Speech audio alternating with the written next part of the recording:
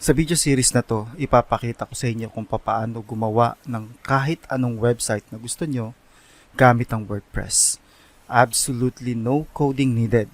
Pag-usapan natin kung paano gagawin ito step by step from start to finish. Kaya pag natapos mo ang video series na to, sigurado akong makakagawa ka ng magandang design ng website. So, sa unang series na to, pag-uusapan natin kung paano mag-install at set up ng WordPress.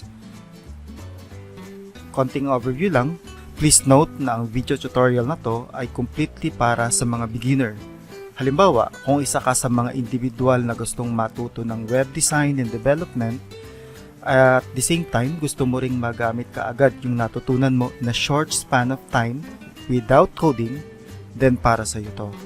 Ilan sa mga topics na pag-uusapan natin ay ang WordPress installation, themes, plugins, media library at iba pang mga elements within the dashboard ng WordPress at kung kailan at kung saan ito gagamitin, pages and posts, which is isa rin sa mga element ng dashboard mo, anong pagkakaiba at kung kailan siya gagamitin, at mga recommended themes and plugins para ma-extend mo yung WordPress functionality at mga basic customization.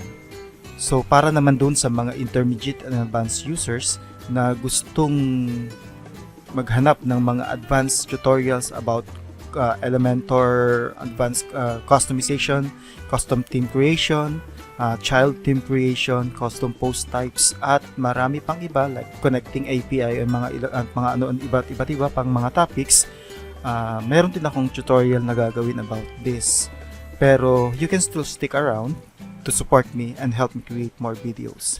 So, konting overview lang muna tayo ng WordPress. Ano nga ba yung WordPress? Pag-usapan natin. So, ang WordPress is a content management system that is based on PHP and MySQL. Ang WordPress ay isang klase ng CMS at ang CMS ay ang way para makapag-create and update tayo ng content in a secure and easy way gamit ang system na to. So, ano nga ba yung mga pwede mong gawin na website sa WordPress? Initially, WordPress is created for the purpose of serving blogs. Since then, nag-evolve na yung WordPress at pwede mo nang extend yung functionality nito using plugins. Kaya ngayon, pwede mo nang gamitin ito para gumawa ng mga website, e-commerce sites, landing pages, at marami pang iba. So, kumusta ang market nito? Sa almost 1.2 billion na website sa buong mundo, mga 15 to 20% nito ay gawa sa WordPress. So, approximately mga almost 80 to 90 million na mga kilalang website sa buong mundo ay gumagamit ng WordPress. So, malaki ang market nito. Paano naman ito kadaling matutunan?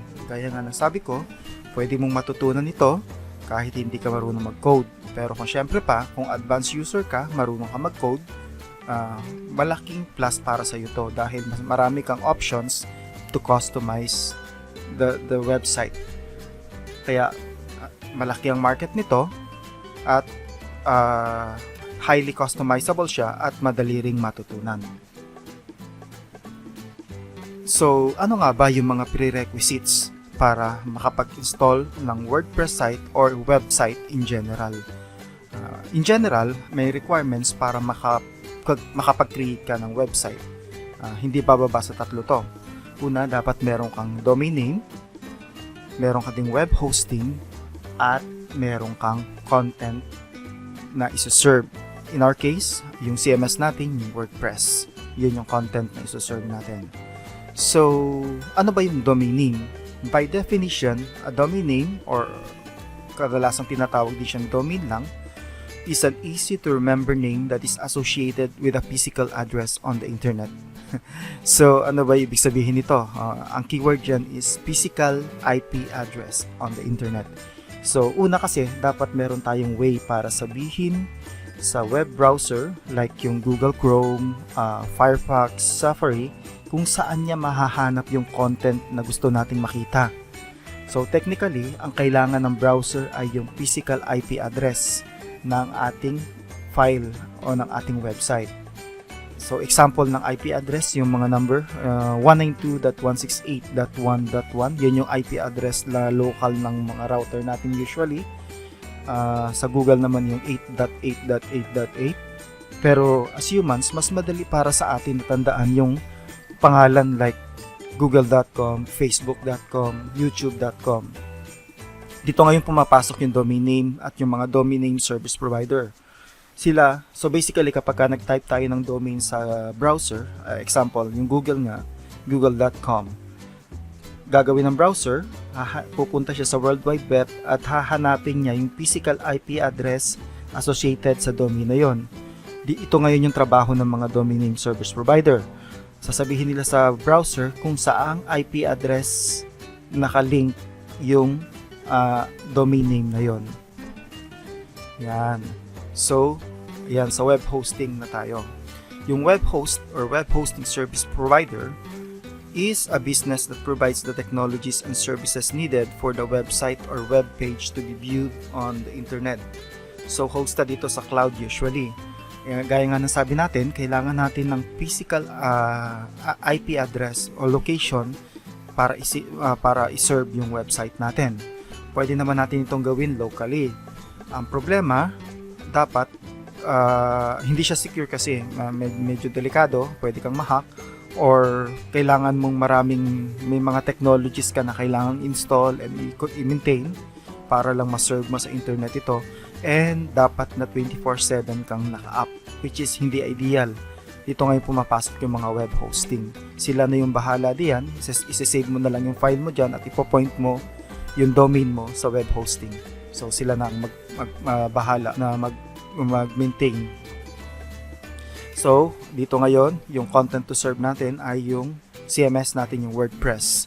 And pwede rin dito yung mga HTML o yung mga apps at iba pang mga bagay.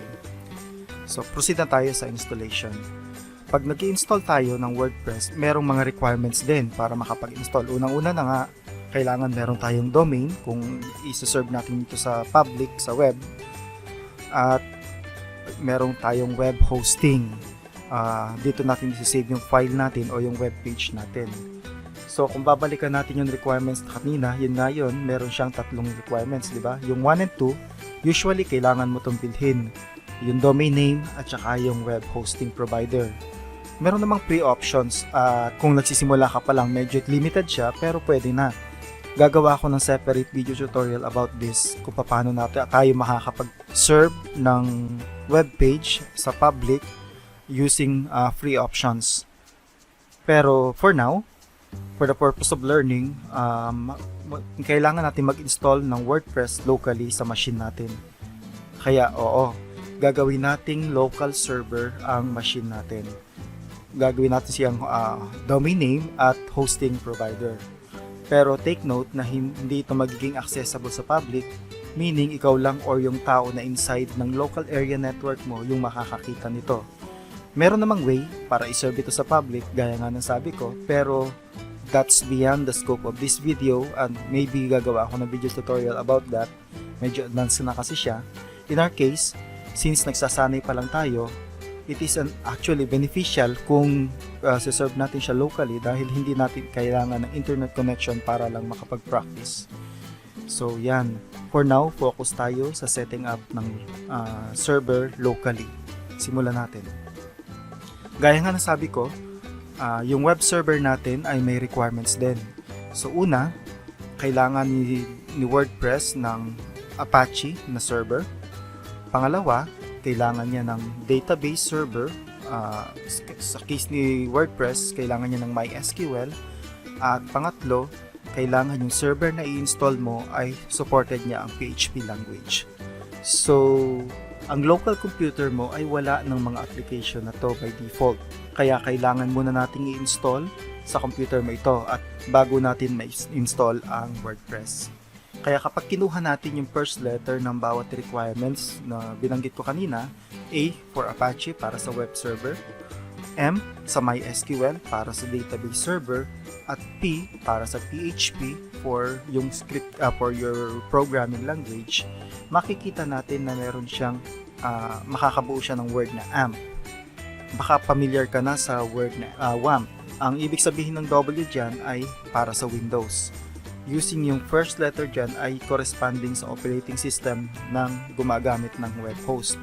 So, sa case natin, more likely Windows is WAMP. Kung gamit ka naman ng Mac, MAMP. Kung meron pang isang kilalang version, yung LAMP, yung nasa baba, para sa Linux yun. Pero meron pang isang version na gustong-gusto ko. Pwede siya both sa Mac at sa Windows. Yun yung XAMPP. Yung extra na P dyan sa dulo, ibig sabihin yan Perl, isang scripting language yan. Pero hindi tayo focus dyan, doon tayo sa AMP. Yun lang yung requirements ng WordPress. So, let's go ahead and download XAMPP and install it. Okay, proceed tayo sa pag-install ng una, XAMPP. So, open your browser. Google Chrome sa akin. Pwedeng Firefox or kahit anong browser ang nagamit nyo. So, wait lang natin siya mag-open. Okay, and then once na ma-open nyo yung browser nyo, just type in XAMPP. Search nyo sa search engine, XAMPP.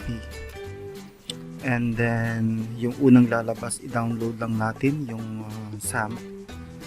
So, yung pinaka-latest version. Ito, click download, 161 MB. So, wait lang natin siya matapos. While we're waiting, let's go ahead and also download WordPress. So, wordpress.org.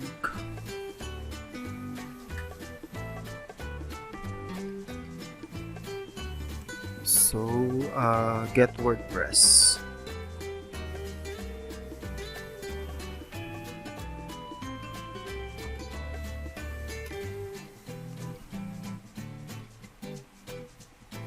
Download and install. Yan, 5.8. So yan, antayin lang natin na ma-download pareho. So post ko to, balik ako pagkatapos na download. So ayan, tapos na mag-download yung XAMPP ko. So ang gagawin natin, ito double click lang natin yung installation. Install natin siya. So standard lang ang setup nito, basta next mo lang. Accept yung mga default na settings. So yan, install lang natin.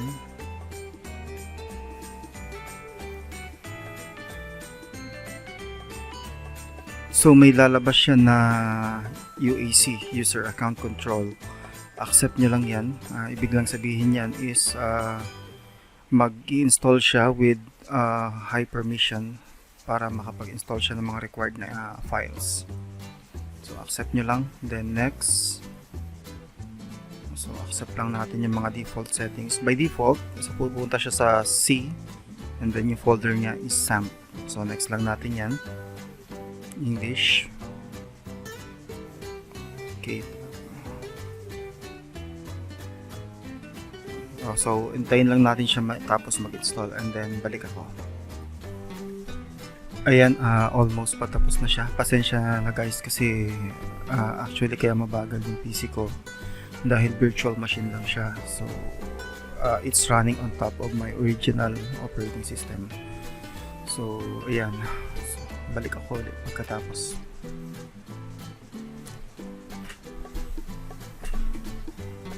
Okay, yan, almost done. Once na matapos yan, pupuntahan natin ngayon yung dinownload na file natin na WordPress. Copy lang natin to.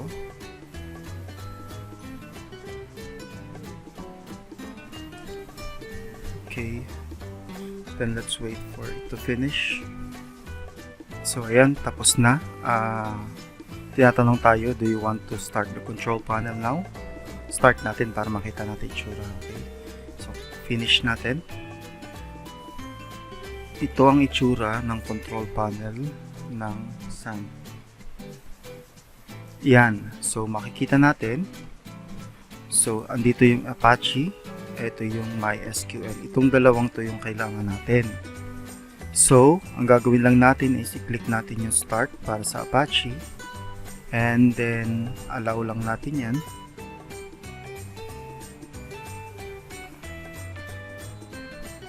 And then, yung MySQL. So, makikita natin, allow lang din uli natin yan. Makikita natin, yung Apache natin is running port 80 and 443. Yan yung usual na port na ginagamit nila. Okay, so test natin. Open natin yung browser. Ang local host ay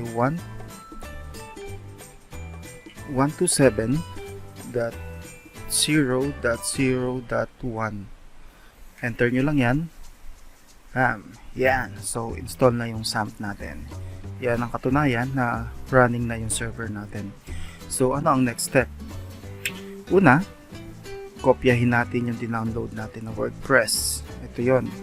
And then, punta tayo sa kung saan naka-install yung XAMPP. Sa C, then XAMPP, then htdocs.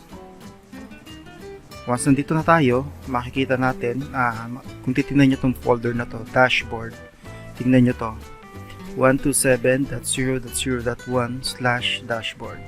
So, kung ano yung folder niya, yun yung inilalagay doon sa kasunod ng home na IP address natin. So, that means, paste muna natin dito yung ating kinopy na WordPress.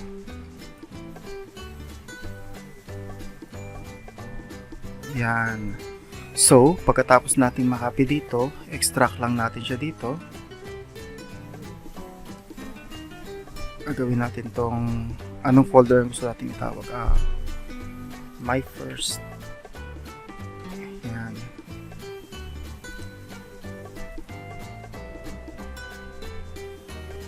Extract lang natin yan and then balik ako pag natapos. Ayan, so tapos na siya. Ang gagawin natin, kunin natin yung file sa loob ng WordPress. Dapat wala siya dun sa loob ng folder na yun. I-paste lang natin to sa labas. Burahin natin yan. So ito na yung structure niya. So tandaan nyo kanina nung ma-access natin yung 127.0.0.1, by default is pupunta siya sa dashboard. So ang gagawin natin ngayon, try natin i-access yung WordPress natin, which is rename natin ng my first. So type ko dito, dito tayo, 127.0.0.1/my-first. So once we hit enter, mapoprompt tayo sa WordPress installation. So click lang natin yung language, English. And then dito, makikita natin na sinasabi ni WordPress na para makapagpatuloy tayo sa pag-i-install, kailangan natin ng database name, kailangan din natin ng username and password at yung database host at yung table prefix. Gagawin natin lahat ito using yung dashboard. Tatandaan natin nung niran natin yung control panel ng XAMPP, niran natin yung MySQL. Ito actually yung kailangan natin para makapag-create tayo ng mga requirements na yon. So, paano natin ma-access yan? Since na-running na siya, andito siya sa pinaka-dashboard. Itong PHP My Admin. Ito yung ginagamit natin para ma-access yung database. So, ito na ngayon yung database natin. So, una, sabi doon, kailangan natin ng database name, username, password, database host, at saka table prefix. Unahin natin yung database name. So, ang gagawa natin, mag-create tayo ng panibagong database. Create tayo, bigyan natin ng pangalan, my first, yan. And then, yun lang gagawin natin, bibigyan lang natin ng pangalan, and then let's click create. Yan, meron na tayong database na paglalagyan ng mga data ni WordPress. Anong next natin na step? Kailangan nating mag-create ng user. Sabi dito, username and password. So, paano natin gagawin yan? dito sa taas, makikita natin tong server 1270.0.1. Click lang natin yan para mapunta tayo sa pinaka-home. Pwede rin dito sa home. Pareho lang yan. And then, ito, user accounts. So, click mo yung user accounts. Ito yung mga default na password na ginagawa ni PHPMyAdmin. Anong gagawin natin? So, create lang tayo ng add user account. Tapos, gawin natin admin. If wala pang admin, baguhin na lang natin. Gawin natin test user. And then yung host, default lang natin sa ganyan. Password, pwede natin gawing blank yan, pero I'll put in 123456 123456 and then retype lang. And then dito sa global privileges, check all natin siya. What this does is it allows our user na kinreate yung test para mag-update, mag-delete, mag-insert ng file. Which is yun yung kailangan ng app natin. So once you selected this, just click on go and it should create our user account. So test, sabi dito, you have a new user. So test, ito na siya. So okay na yan. Then let's proceed. Pwede na tayo magtuloy. Now na meron na tayong mga details, tandaan nyo kung ano yung mga nilagay natin dito. Okay, so una, ano yung database name natin? Ang database name natin ay myfirst. Check natin. Ito siya, myfirst. Ang username natin ay test at yung password ay 123456. Database host, default lang natin siya sa local host, and then yung table prefix, by default WP yan. So akong ginagawa ko para ma-secure siya, pinapalitan ko yan. So like this, ang gagawin ko dito ay papalitan ko siya ng test or kahit anong prefix na gusto mo, kasi possible na kung i-hack ka ng mga hacker, usually ang ginagamit nila para i-test yung table mo is yung WP, which is yung default ng WordPress. So pinapalitan ko lang yan para future proof yan. So submit na natin, then run the installation. Okay, so tatanungin na tayo kung ano title ng site natin. Ito yung makikita doon sa mismong website natin, my first project. My first WordPress project. Username, test na rin ang gamitin natin, and test password. Confirm lang natin yung use ng weak email.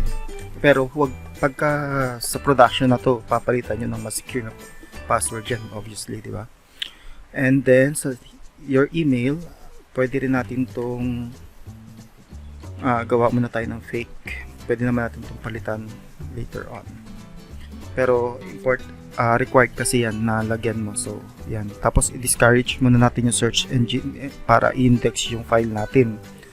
Kasi kapag nag-crawl si Google Analytics, makikita mga dami yung content mo. Posible na bumaba yung ranking ng page mo kung i-send mo na siya sa production. So as a good practice, lagi kong chine-check yan once nakikreate pa lang ng site, and then ina-check ko na siya sa settings later kapag ready na ako for production. So install na natin yung WordPress. This should be quick.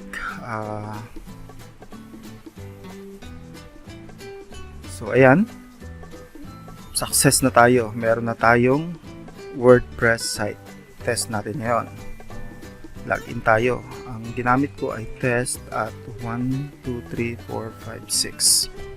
So remember na natin yan para hindi na tayo laging paulit-ulit. Ay, test din pala.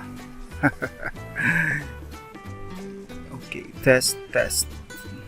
Yan. So ito na. Success. Congratulations, meron ka ng WordPress na site. kung titingnan natin yung website, ito palang itsura niya. So, tingnan mo yung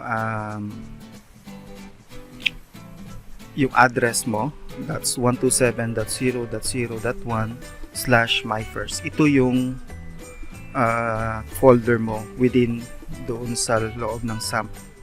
So, next step natin, gagawa tayo ng fake na domain name within your computer. Okay, so start tayo. Paano ba natin gagawin yan? Remember na niraran natin yung server natin na Apache under XAMPP. So, kailangan natin i-access yung Apache na file natin at i-edit natin yung DNS file mismo ng server natin. So, paano natin gagawin yan? So, under yung htdocs ka, labas ka lang ng isang folder, XAMPP, and then hanapin mo yung folder na Apache. Just click on this, then conf, to, and then extra, and then hanapin mo yung httpd vhost, which stands for Virtualhost. So right click natin yan, and then i-open natin with Notepad. So open with Notepad or kahit anong text editor, wag ang documents, wag ang Word document, okay? Kasi nag-insert siya ng mga extra characters, so dapat plain na text editor. Kung meron kang text editor na for programming, then mas maganda. Pero Notepad will do. So click natin okay. So ito yung ating DNS nasa Virtualhost natin. Binibigyan tayo ng example dito kung paano natin gagawin yan. So copy natin itong isang to. So for now, paste tayo ng isa. Kung mapapansin nyo, hindi working yung mga yan kasi naka-comment out siya. Itong hashtag na to means naka-comment siya. So hindi yan siya binabasa ng server. So ang gagawin natin ay tatanggalin natin yung comment. Okay. And then hindi natin kailangan to. So burahin natin. And then itong document root, ito sinasabi nito kung saang file yung dapat na maging base file natin. So for now, kailangan nating i-set up yung ating localhost. So lalagay ko siya sa C, XAMPP, htdocs, and then burahin ko na itong section na to. And then uncomment din natin tong server name. Ilagay natin dito yung kung ano yung tawag natin sa server name na yan. Yung base natin is localhost. Yan. So itong natitira, tanggalin lang natin yung pagkaka-comment, and uncomment din natin yung ending virtualhost. So yan na siya. Now meron na tayong this definition para sa ating localhost. Next step natin, gagawa tayo ng para sa ating project, yung isang project natin. So paano gagawin natin? So gayahin lang natin yan. Kopyahin ko na rin to, and then paste. Ngayon papalitan lang natin yung document root. Matatandaan natin yung folder structure natin, my first, kung saan nakasave yung ating WordPress document. So ano itatawag natin sa kanya? Ang gagawin ko dito ay my project .local, and then gawa ako ng isa pa, yung alias niya in case na i-redirect siya. So lagay ko lang dito server alias www.myproject.localhost. So hindi naman kailangan yan, pero merong instances na hinahanap yung www instead. So yan. So save natin. Once na ma-save natin yan, ang gagawin natin ngayon ay i-restart natin yung ating server. So i-stop natin pareho na para sigurado, both yung MySQL at yung Apache. So wait lang tayo ng mga ilang seconds, and then restart natin yung server. Unahin natin yung Apache. Once na nag-green, boom, pasok yan. good to go na yan. And go. Okay, tingnan natin. So, test natin. Ito yung ating, unahin natin sa localhost. So, ito na siya. Gumagana na siya. So, niredirect siya sa dashboard. Okay na to. Try natin yung sa project natin. My project.localhost. Test natin. Fingers crossed. And boom! Okay.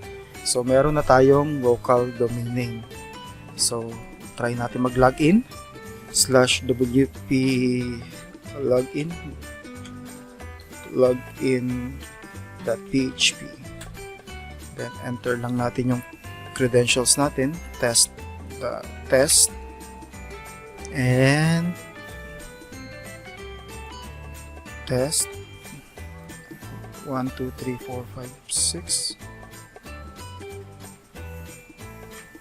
Oh, sorry. Enable cookies. Sabi dyan, doon sa no. So, tama yung password natin. Kailangan lang nating enable yung cookies. Which is hindi lang kumagat. Okay na.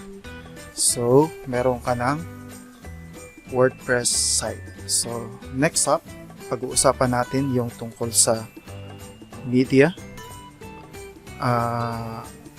mga themes, plugins, at mga settings. So, for now, ang gamit ng theme natin by default is yung latest na theme na default ng WordPress, which is 2021. So, by next time, sa next series, pag-uusapan natin about mga theme suggestions at kung ano yung mga saan tayo makakahanap ng mga magagandang themes and probably yung plugins. So, stay tuned.